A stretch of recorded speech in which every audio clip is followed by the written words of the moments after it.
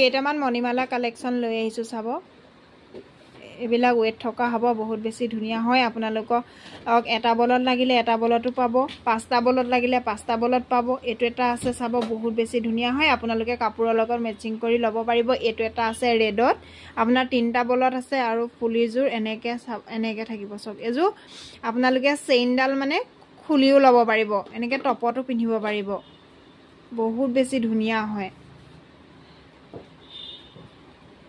এইটো এটা আছে ব্লেকত এটা বলত এইটো এটা আছে হোৱাইটত পাঁচটা বলত তিনটা বলত